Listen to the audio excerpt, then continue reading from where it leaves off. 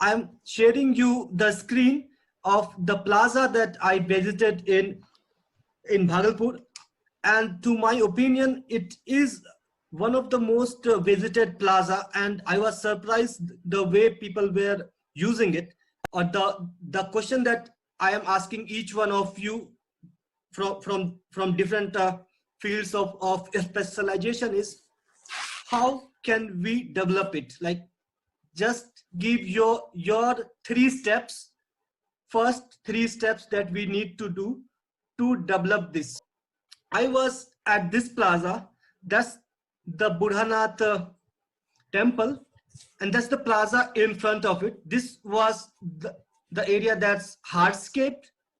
Uh, that's the temple, and one comes from that side of the road and steps down, and that uses the plaza here. And you can even go inside from here, and there is a garden here. So Salim sir, we will start with you. Well, to start with, we need to identify the active area and the influence area. So the active area is obviously your plaza, because that's what you're trying to develop. We need to understand that what are the influences it has. For example, if it is only going to be used by people who are visiting the temple, or people who wants to come in the evening to just have a little there of their own time sitting and chatting. So those activities mapping has to be done well. See, the rest of the thing is dumping and all this is a behavior change communication. It is not something that can be quickly done in one day, or I'm not saying it will take an eternity to change those. For example, we have talked enough when people they spit on the road, they don't spit in the metros. Why they don't do it? That's the same people, right? So it's all about behavior change communication. So let's not get into that part. It can be done effectively through law, through sensitization, and all of it. There's enough of IEC information, education, and communication drills happening around projects. So that's one. The second bit of it is, once you've identified the active area and the influence area, please go for the lowest hanging fruit. I mean, if there is no benches, propose benches. If there are no access roads, provide access roads. If there are no lights for people, they are afraid in the dark, please provide lights. And they did not to be fancy. They can be solar. They can, you use the most modern technologies to provide them. So that's the second tip, that always go for the low hanging fruits, because that will also make sure that even if you have a small budget or a kitty, it will help you to address the most basic needs and the most challenging needs to give that place a more of a thrive, a more of a appeal that will draw more people into it. And the third of it, that once you understand the what has really helped you, you start reaping the economic benefits from it. For example, if you see that there is already a gupchup wala or a chaat wala selling chaat there, please don't throw him out. Please try to make sure that if he is now selling more, he will be able to give you a more refined revenue as a part of the tax. Look at the Pondicherry, what they have done. The entire promenade, they have earmarked places where they can sit, the vendors. You can just simply do the patching of that section, that these are the 5 areas where you can only sit.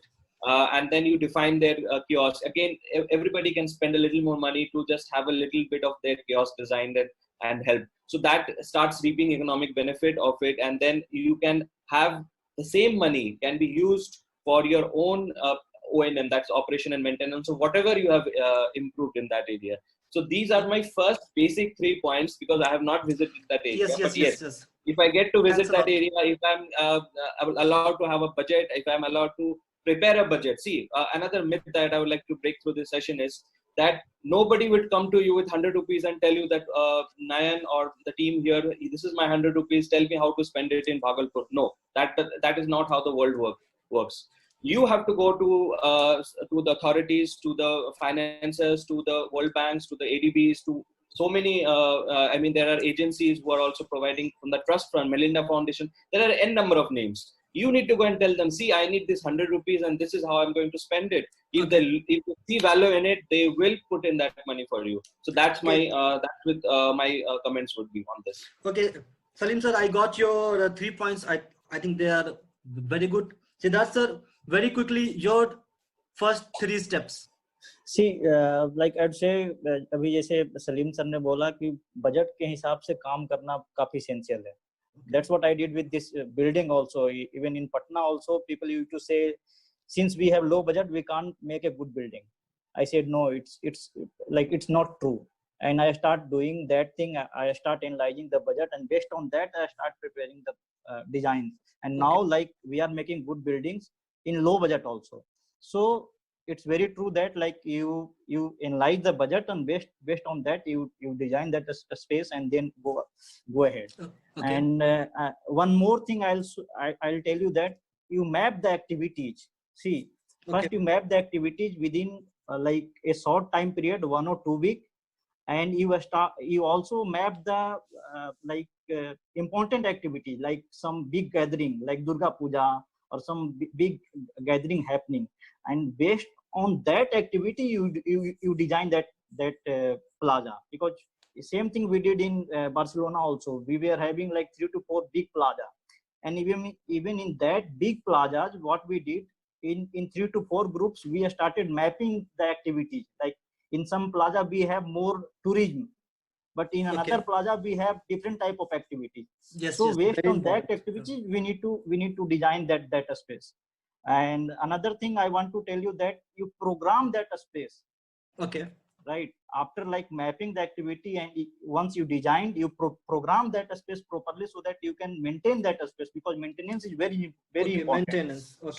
So if you are not programming that space, it's not going to maintain for a long period. So these 3 things, like, I'll say to do that. Okay, thanks a lot, sir. Ananya, your 3 things.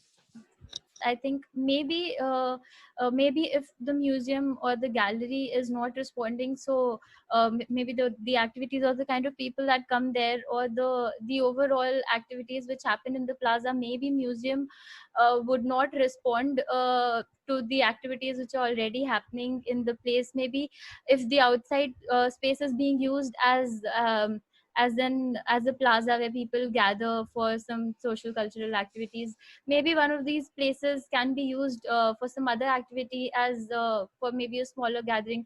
I mean, I don't know, that activity pattern needs to be there. So it plays a very important role in what reuse should be planned. So maybe the kind of people who are coming here, they're coming from a different point of view, coming for a recreational point of view. So maybe in some place like this, a museum, maybe they wouldn't want to go. Or maybe it can also work the other way, that people come here and they also visit the museum. So but that really needs to be seen. And if we want to propose some other activity, and we can include it somehow in the experience of it also, maybe some like sir said, benches.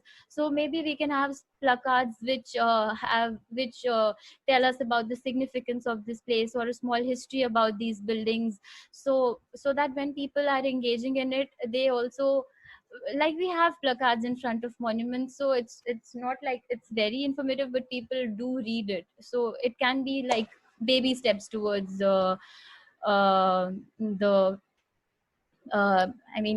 heritage in it.